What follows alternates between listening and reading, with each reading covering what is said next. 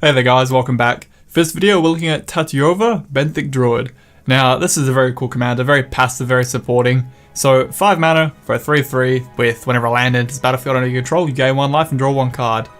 Now like all commander deck ideas, we're just talking about the commander, things you might want to know, how to build the deck, just brainstorming. So the deck really cares about landfall, and with landfall comes ramp, has quite a bit of draw and life gain built in with the commander, and we just cover a bit of supporting mechanics and some lands to consider. So first up, landfall in this deck. Zendikar brought a lot of power for this block. You got old staples like Rampaging Baloths can bring 4/4s with every trigger. Avenger of Zendikar brings an entire army, which with every landfall only gets bigger and bigger. Oran-Rief Hydra gains a counter every time you play land. If it's a forest, you gain 2. Or even Baloth Woodcrasher. How many games have you seen him try and kill someone outright? Roil Elemental lets you steal your opponent's creatures provided you can protect the elemental. Undergrowth Champion. It keeps getting countered with every landfall. If you try and kill it with direct damage, it only removes the counter. It's an absolute pain to deal with. Of course, the Kruphix isn't true landfall, but whenever a land enters the battlefield, you gain 1 life. It lets you play the top card of your library revealed. If it's a land, you can still play it. Tireless Tracker lets us investigate with every land, and with that we can sacrifice it to gain counters on him, draw cards. Lands can bring you a lot of things in life. But then you've got your more utility landfall mechanics like Lotus Cobra, who lets you ramp faster. Jaddi Offshoot, which gives you life every time you play a land, just like your commander. Hedron Crab lets you mill your opponent every time you play a land, 3 cards. Like I say in a lot of my videos, I like to put pressure on my opponent from multiple angles, whether that be direct damage, bit of mill, bit of discard, counter control. I like to put pressure wherever you can. Zendikar's Roil gives you 2/2 elementals every time you just play a land. And then you get your more supporting landfall mechanics, where Retreat here lets you put counters on creatures to buff them up or gain life. Both the Expedition lets you search for 2 lands or draw 2 cards.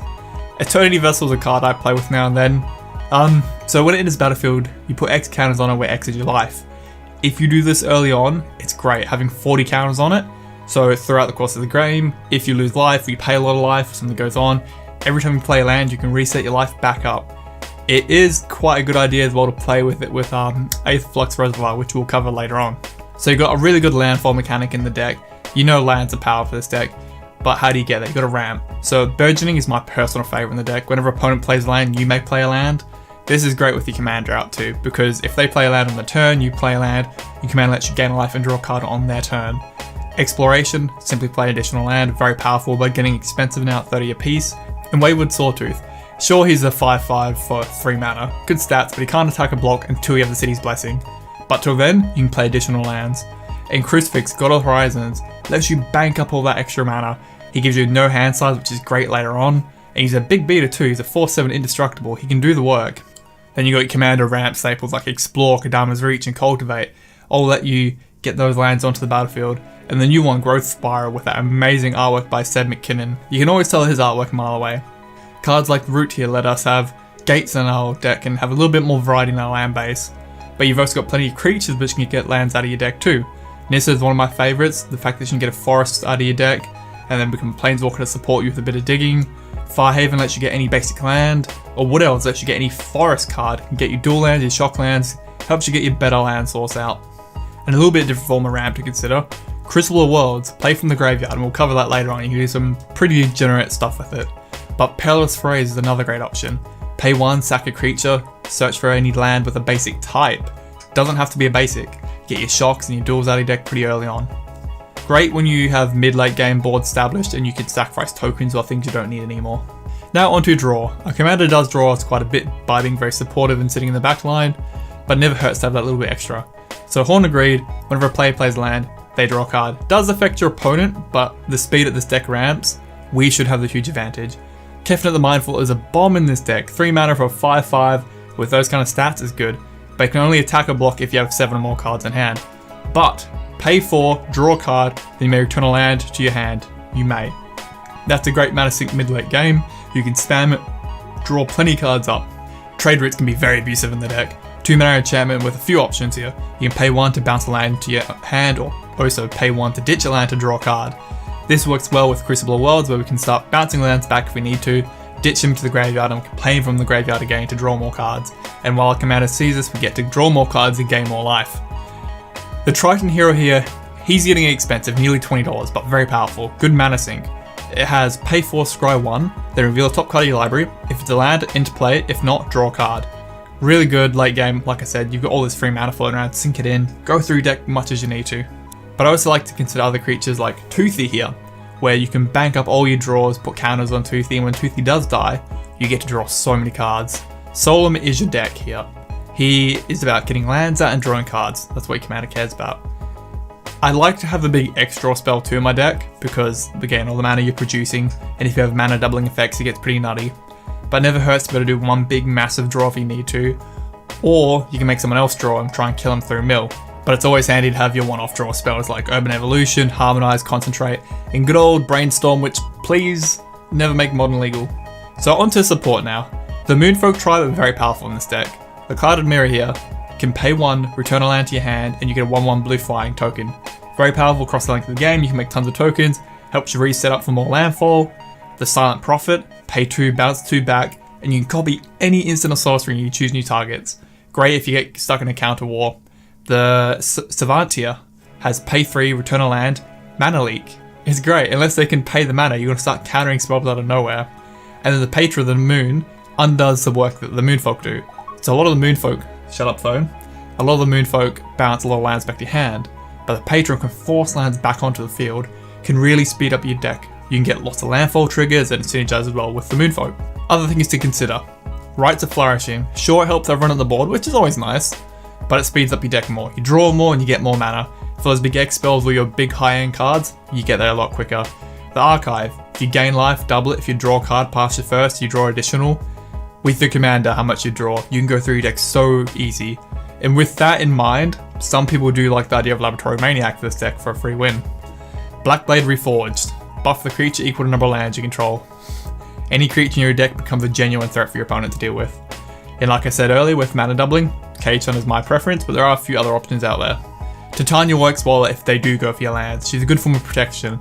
If they start killing your lands, you get 5/3 elementals out of it. Works really well if you have things like Strip Mine and other lands. There are a few planeswalkers out there that could work in this deck, but if you're in a deck that cares about land and mana, I think Nissa is probably the best option. The Vital Force here, her +1 to make 5/5 beaters out of nowhere is very handy, plus you can return things if we need to. The Steward of Elementals, that scry gives a bit more advantage later on, makes our draws a bit better, but her 0 is really good. If you can sink all the mana into her being an X spell, you get good value out of trying to top deck into amazing power. Psychosis Crawler can try and be a win condition on its own. You are drawing that many cards through commander and other things in the deck, you'll start pinging all your opponents at 1 damage at a time. Plus he can be quite a big beater himself. And in saying that, it doesn't hurt to have a few big creatures for the endgame. You do have a lot of ramp, a lot of draw, a lot of small to medium creatures, but have some big genuine threats to close out the game. You have Wayward Hydra, tutors out any land from your deck, and it's equal to the number of lands you control. Same for Multani, but Multani can keep returning, it's a genuine threat. And I love Eldrazi. Whenever I'm doing ramp, I want to go real big, I'm going Eldrazi. All the Kozileks and Yulamorg are a great option in the deck. The Ceaseless Hunger, probably the best, being double removal. Your deck doesn't get real selective removal being in the colours. And the Butcher of Truth is a great form of draw. Now onto the lands. Well, we are a land deck, so we do care about what lands we have in there. There are quite a lot of utility lands you could go with. So the Palace in the Clouds is great because it can pay 1 to bounce stuff back to your hand. This will appear in a combo later on. Ghost Town, same idea, you can pay 0, bounce it back, but only your opponent's turns. These 2 lands are a great form of extra landfall when we need them. Terrain Generator lets us put basics from our hand straight into play, handy mid-late game when we start drawing into all of them. Relic Warrior Tower does just give us no hand size, our commander does draw us quite a bit, so it never hurts to have that bit of protection there. Now, we do care about fetch lands a lot for that additional landfall triggers.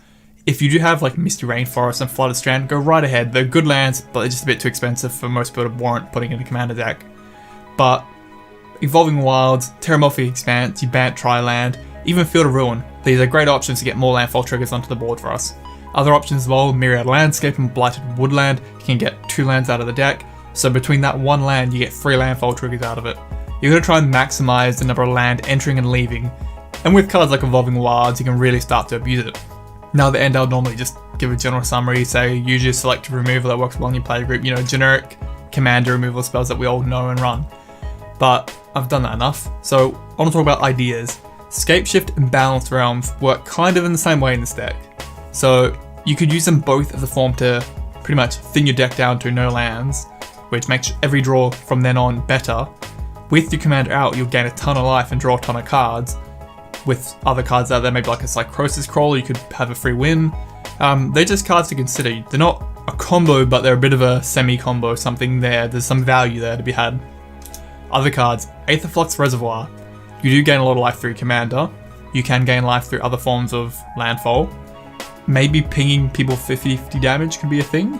Like I said earlier, with Eternity Vessel, having the landfall mechanic that can reset your life back to whatever it was with the counters.